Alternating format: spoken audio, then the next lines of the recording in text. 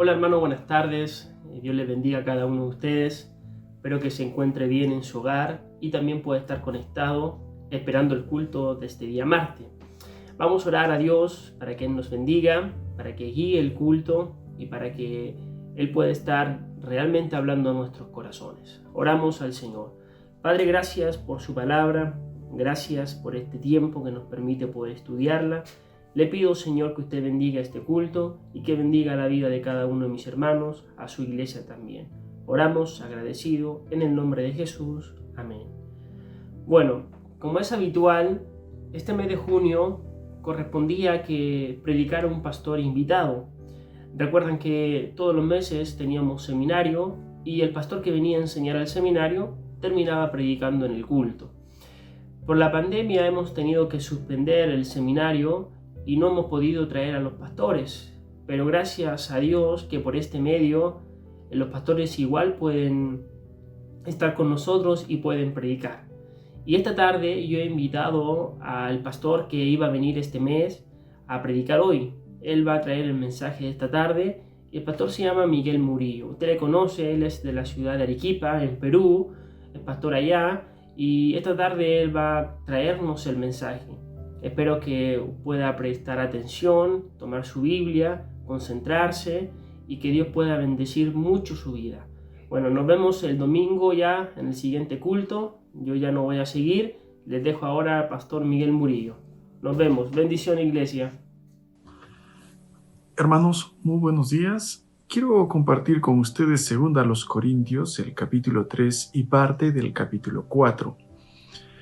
En esta oportunidad quiero recordarles entonces que de todas las iglesias bajo el cuidado de Pablo, él parecía más ansioso por los corintios.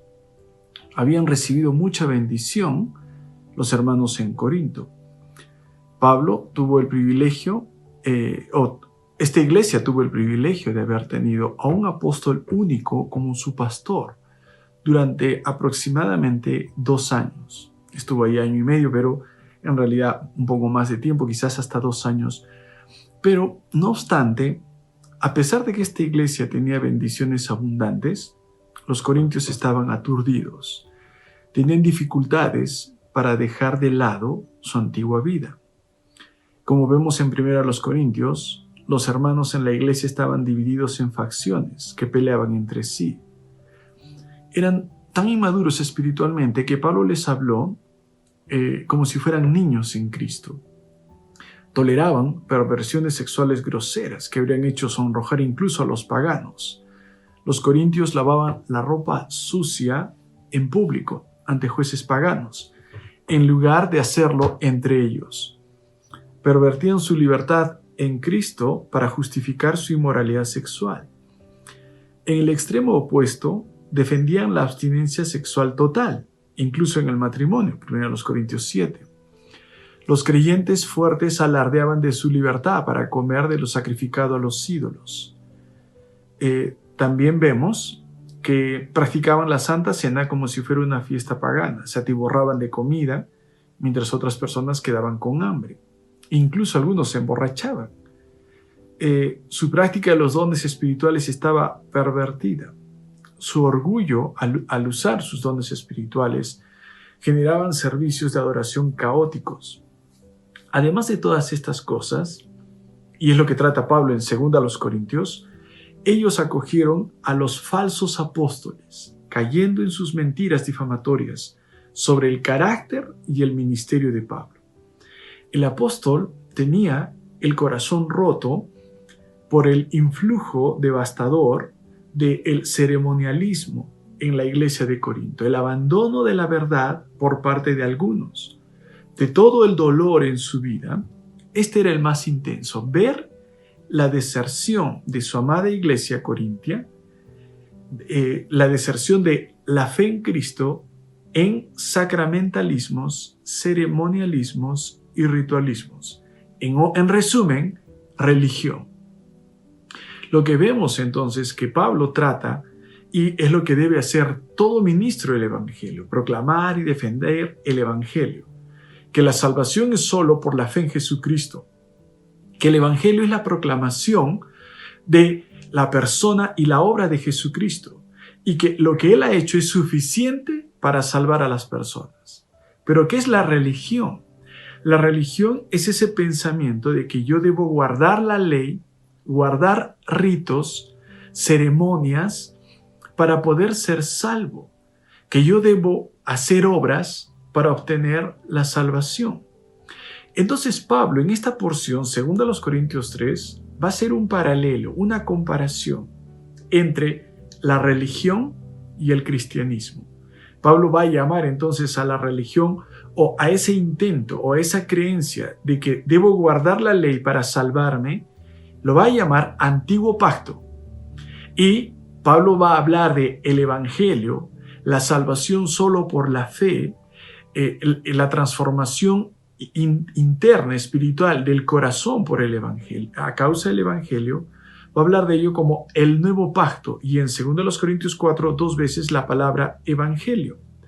Entonces, como esta comparación la hace Pablo, yo quiero que usted y yo veamos en esta oportunidad esas diferencias entre la religión, la idea de que me salvo por obras, por ritos, por prácticas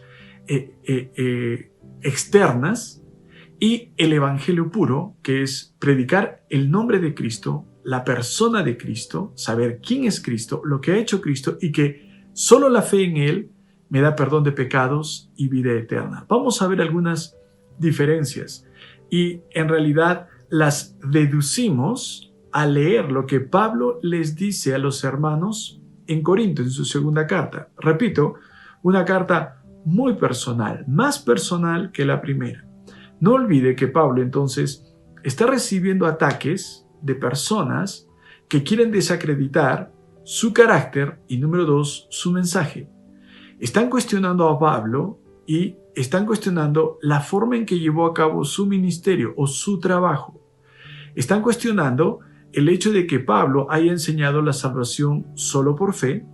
Están cuestionando la persona de Pablo. Están incluso como ellos mandando indirectas acerca de los intereses de Pablo hacia los hermanos en Corinto.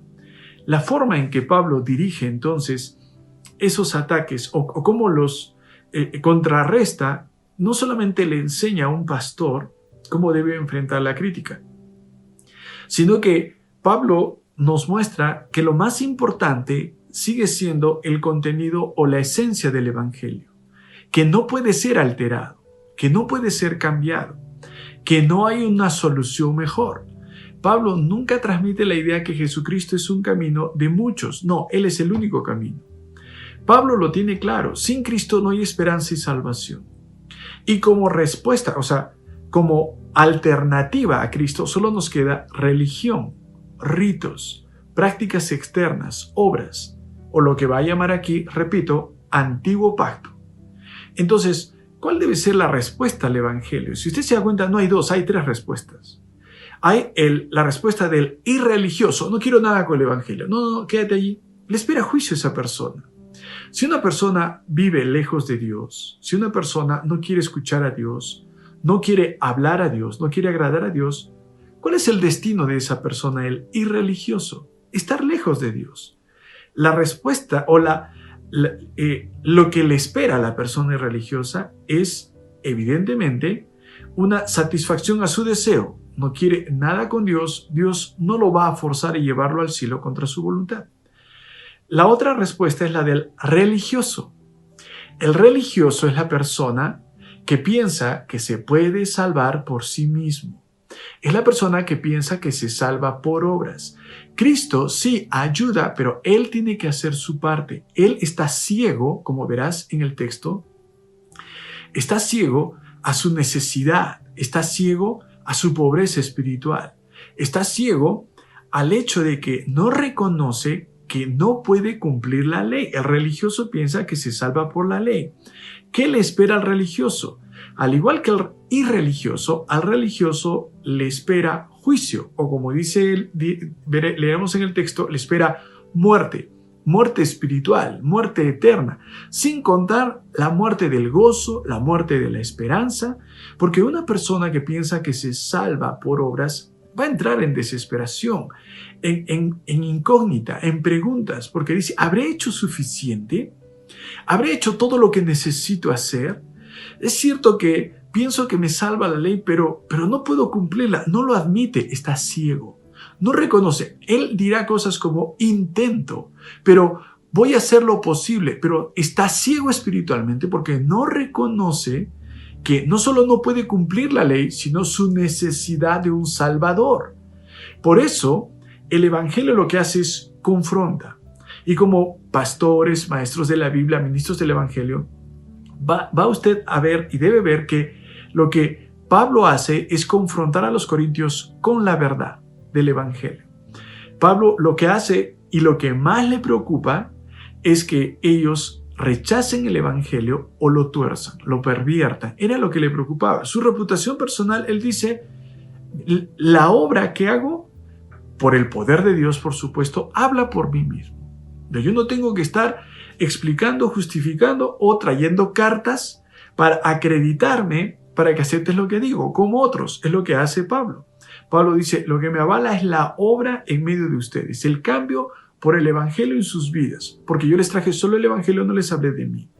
Entonces, quiero que vea eso y quiero que leamos los siguientes versículos, veremos varios, segundo los Corintios 3 y parte del 4, para poder ver esas diferencias que hace Pablo entre la religión y el Evangelio. Entre yo me salvo por obras, por guardar la ley, y no, esto es falso, ni es opción, solo existe el Evangelio o me salvo por la fe en Jesucristo. ¿En cuál de los dos grupos está usted? Tal vez usted dice, Miguel, este mensaje no es para mí, ya soy salvo. Pero es bueno que usted repase para que usted pueda explicar después a otras personas de manera clara el Evangelio y lo que ofrece el Evangelio, y que la alternativa solamente o es irreligión o religión, y que las dos traen juicio venidero. Segundo los Corintios 3:1 dice Pablo, ¿comenzamos otra vez a recomendarnos a nosotros mismos? ¿Tenemos necesidad, como algunos, de cartas de recomendación para vosotros o de recomendación de vosotros, los falsos maestros? Lo que hacían era, ¿cuáles son las credenciales de Pablo? ¿Cuáles son las cartas de Pablo? Y los falsos maestros, los falsos apóstoles, como los va a llamar Pablo más adelante, ellos entonces buscaban recomendación de hombres, buscaban cartas. Ellos llevaban cartas y luego al salir, después de haber hecho todo un problemón, pedían cartas de recomendación para seguir causando problemas. Eso hacían los falsos maestros. A ellos se refiere. Por eso Pablo quiere amortiguar el efecto de sus palabras y en vez de decir tengo necesidad, él habla en plural, la primera persona del plural. Entonces él habla y dice, ¿comenzamos otra vez nosotros? O sea, yo a recomendarme. O tengo necesidad, como algunos, de cartas de recomendación. En vez de decir en primera persona el singular, usa la segunda persona, el nosotros. Y dice, nuestras cartas sois vosotros, escritas en nuestros corazones, conocidas y leídas por todos los hombres, siendo manifiesto que sois carta de Cristo, expedida por nosotros, escrita no con tinta, sino con el Espíritu del Dios vivo, no en tablas de piedra, sino en tablas de carne del corazón. Y tal confianza tenemos mediante Cristo para con Dios. No que seamos competentes por nosotros mismos, capaces, para pensar algo como de nosotros, sino que nuestra competencia, nuestra capacidad proviene de Dios, el cual nos hizo ministros competentes, capaces, hábiles. Él nos hizo, no lo soy, Él me hace un ministro capaz, es lo que dice Pablo de sí mismo, ministro competente de un nuevo pacto, no de la letra, sino del Espíritu, porque la letra mata, mas el Espíritu vivifica. Entonces, Pablo lo que va a decir es, ¿sabes cuáles son mis credenciales? Sus vidas, las vidas cambiadas de los hermanos en Corinto. Pablo dice, ustedes son cartas, sois carta de Cristo. Pablo no se atribuyó señorío o posesión de los hermanos en Corinto. Pablo dice, tú eres carta de Cristo. La lee todo el mundo al ver tu vida transformada. Y él dice, nuestras cartas sois vosotros, leídas por todos los hombres, porque el incrédulo está viendo lo que tú haces, está viendo cómo vives. Si eres carta de Cristo, vives para Cristo. Un creyente genuino es alguien que ha sido salvado por Cristo vive para Cristo, refleja a Cristo. Tiene un estilo de vida conforme al carácter de Cristo. Y por eso dice, vistas o leídas, conocidas por todos los hombres. Entonces, cuando le preguntaban a un corintio salvo, genuino y su vida cambiada, dirían, ¿quién te cambió, Pablo? No, soy carta de Cristo. Cristo me ha salvado y Él me está transformando. Entonces, esa es la diferencia y es lo que hace el Evangelio. El Evangelio lo que hace es cambiar a una persona, la salva gracias a Cristo y esa persona es transformada para parecerse a Cristo. Pablo dice, expedida por nosotros. Pablo dice claramente, yo no he escrito esa carta, yo solamente la puse en el buzón. Es lo que está diciendo. Él no se atribuye nada de mérito porque la obra de la salvación y transformación es totalmente de Dios y su Espíritu. Pablo no se atribuye mérito. Hermano, una palabra para ti que enseñas la Biblia. No te frustres. Cuando tú no ves cambio o transformación en la vida de las personas, estás pensando que es tu rol, es tu responsabilidad. No. Tu rol es proclamar a Cristo. Tu rol es hablar de Cristo. Tu rol es explicar la persona y la obra de Cristo. Y si esa persona de verdad cree en el Evangelio, se arrepiente y cree, su vida será transformada por el Espíritu de a pocos grados de gloria para que sea poco a poco semejante a Cristo. Y cuando Cristo venga, viene la glorificación, la transformación de nuestro cuerpo y seremos totalmente semejantes a Él. Es Dios el que opera. Hermano, hay dolor en nuestro corazón por gente que rechaza el Evangelio. Hay compasión en nuestro corazón por gente que rehúsa crecer. Pero la obra recae totalmente en Dios. Y nuestra parte es explicar la palabra de Dios, hablar de parte de Dios, delante de Dios. Es explicar el Evangelio. El Evangelio tiene poder. Si de verdad lo crees, hermano, deja de estar pensando que tú vas a transformarlo con trampas, con señuelos, con premios, con concursos, que esas son las cosas que van a provocar en esa persona interés. Eso es falso, hermano. Cristo es suficientemente atractivo, no solamente para despertar interés espiritual en la persona, sino para salvarla y para transformarla. Esta forma de ver las cosas transforma totalmente la forma de hacer el ministerio para una iglesia, que no está concentrada en activismo, sino en la explicación sencilla y clara del Evangelio. Entonces, él dice, la carta son ustedes. Están escritas en tablas de carne, no en tablas de piedra, y hace alusión al Antiguo Testamento, a la ley, al Antiguo Pacto. Lea usted ahora el versículo 7. Y si el ministerio de muerte, grabado en letras, en piedras, fue con gloria, tanto que los hijos de Israel no pudieron fijar la vista en el rostro de Moisés a causa de la gloria de su rostro, dice, ¿cómo no será más bien con gloria el ministerio del Espíritu? Entonces Pablo habla de la religión o el pensar que la ley salva como ministerio de muerte, pero habla del Evangelio como ministerio del Espíritu. Luego dice el 9, porque el ministerio de condenación fue con gloria. Habla de el pensar que te salvas por la ley, ese es un ministerio de condenación. Pero mucho más abundará el ministerio de justificación. El Evangelio justifica, te hace acepto ante Dios. Te voy a explicar por qué la ley produce muerte. ¿Por qué la ley lo que produce es algo que perece? Porque en realidad el problema no es la ley. El problema es que no podemos cumplirla a cabalidad. Para que alguien pueda salvarse por la ley, tendría que cumplirla totalmente y sin excepción. Es imposible.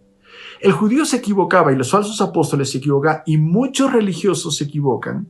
Hoy también cometen el mismo error al darle un propósito equivocado a la ley. ¿Cuál es ese propósito equivocado? Pensar que la ley me lleva al cielo, me salva. Entonces Pablo va a explicar, la ley no tenía ese propósito. El problema no es la ley, pero está en tablas de piedra porque en realidad no la puedes cumplir a cabalidad. Pero el Evangelio en la tabla de tu corazón, en la tabla de carne, porque el nuevo pacto promete darte un nuevo corazón, te salva y te da una vida transformada de dentro hacia afuera. La religión solo te cambia la fachada, la apariencia.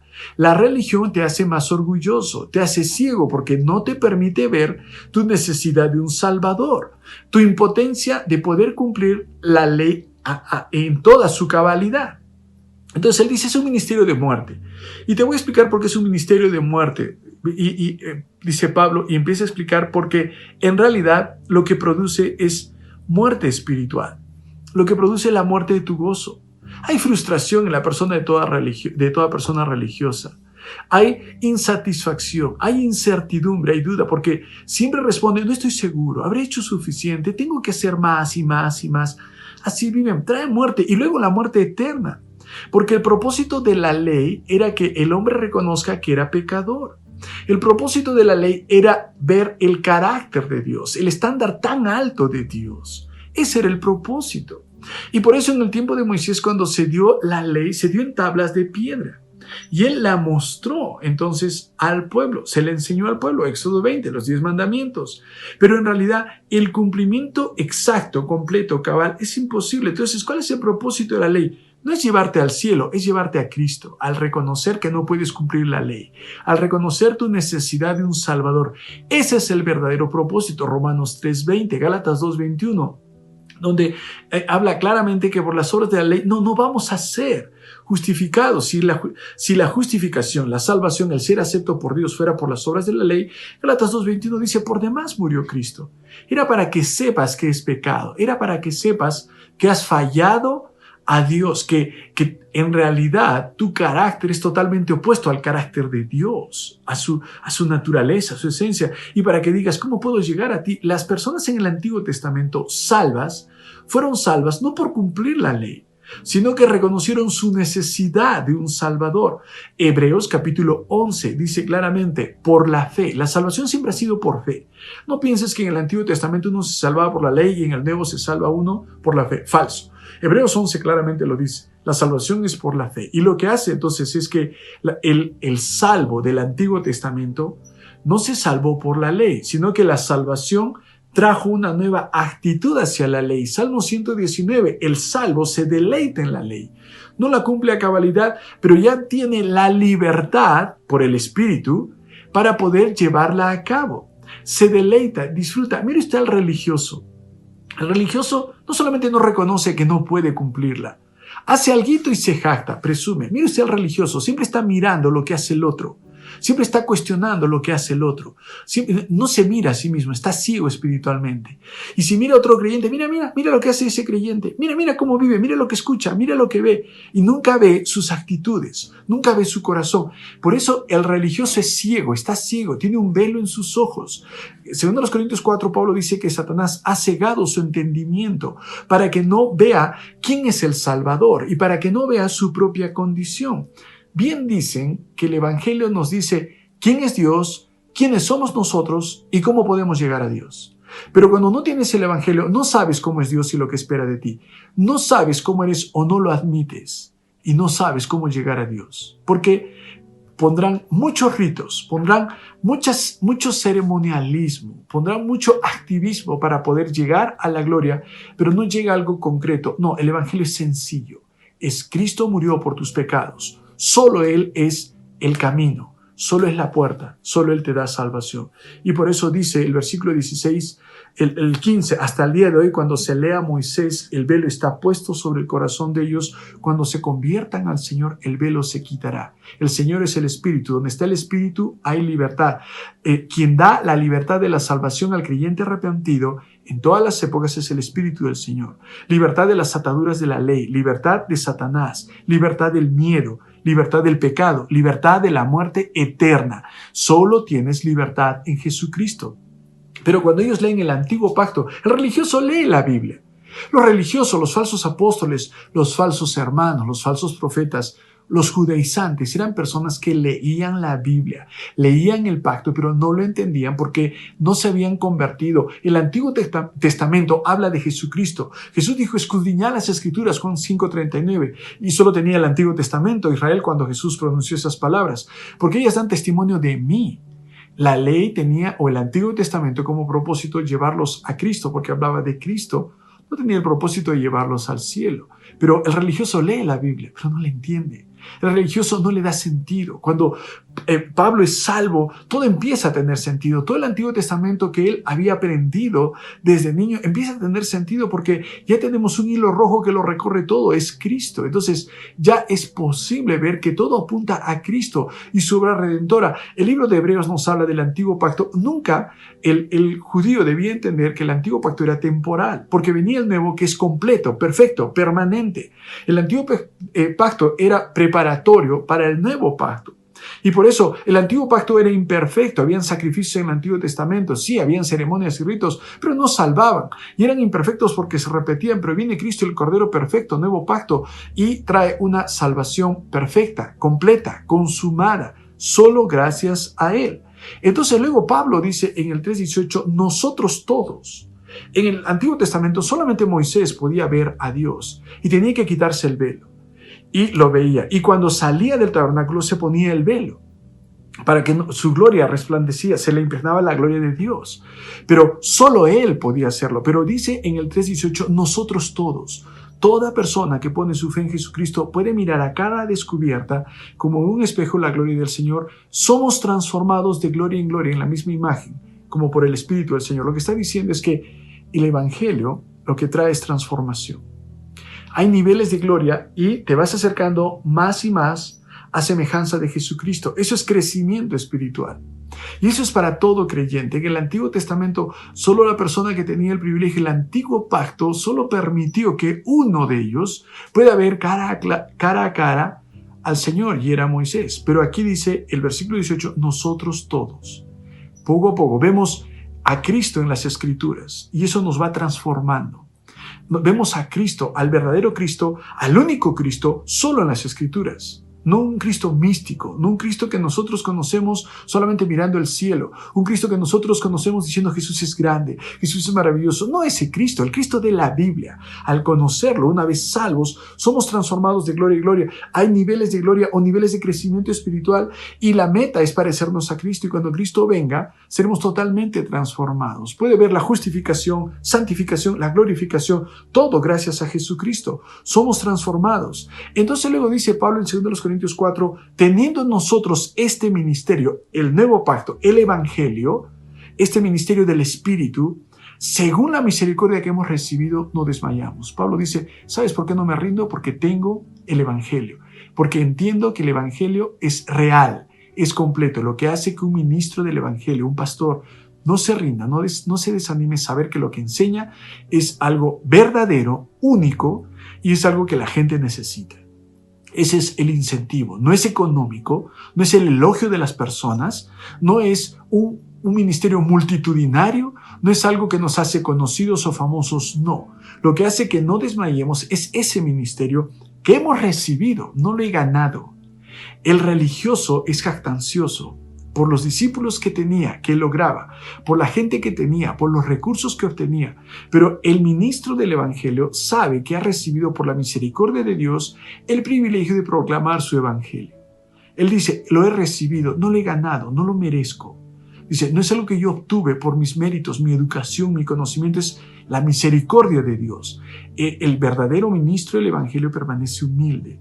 Y Pablo dice en el versículo 2, renunciamos a lo oculto y vergonzoso, no adultero la palabra de Dios.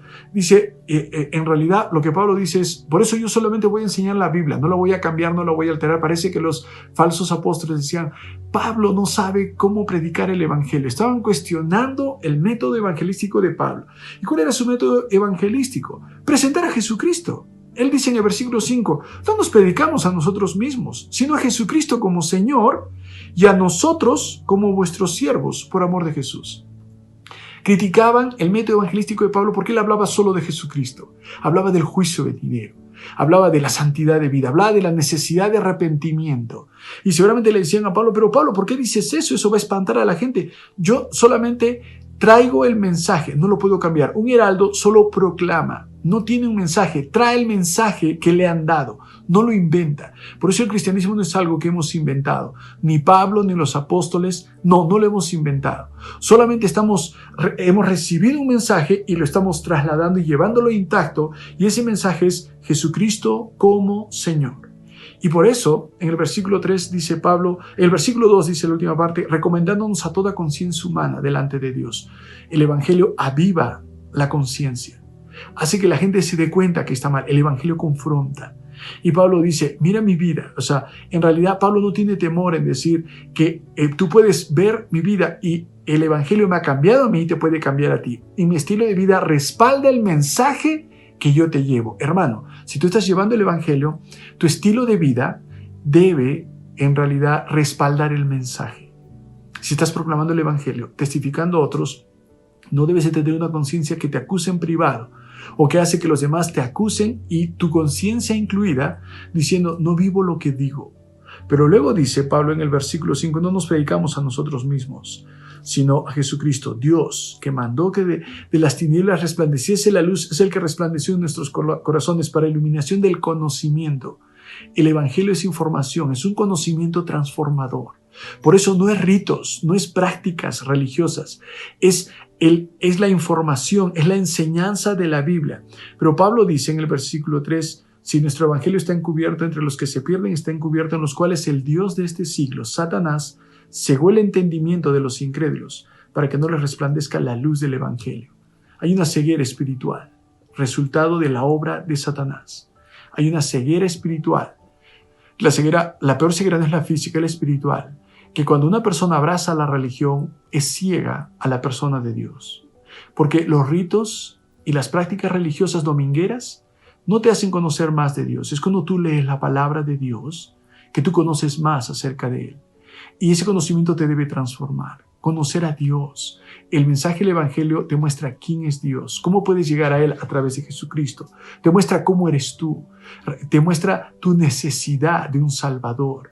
Ese es el antiguo pacto. La religión lo que produce es ceguera, lo que produce es un endurecimiento espiritual.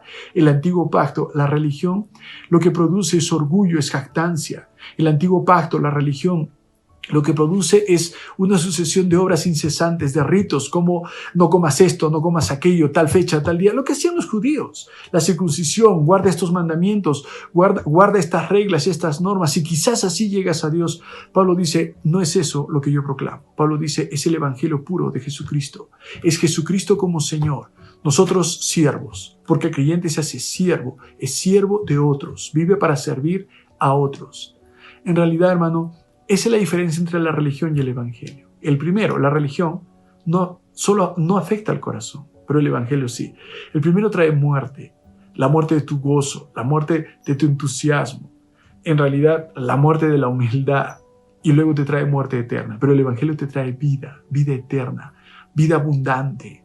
Lo que hace es, te trae vida espiritual, porque hace posible que ya puedas cumplir la ley y deleitarte en ella.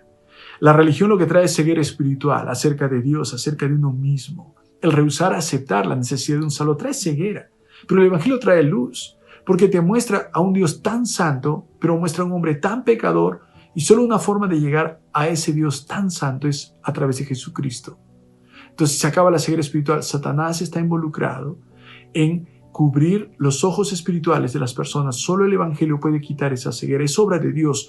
No es un tema de persuasión humana, no es un tema de comunicación, es un tema espiritual. Y solo la presentación sencilla y clara del evangelio quitará ese velo. Y cuando se conviertan, ellos podrán ver al Señor, tendrán acceso al Señor. Uno trae hipocresía, el otro transformación.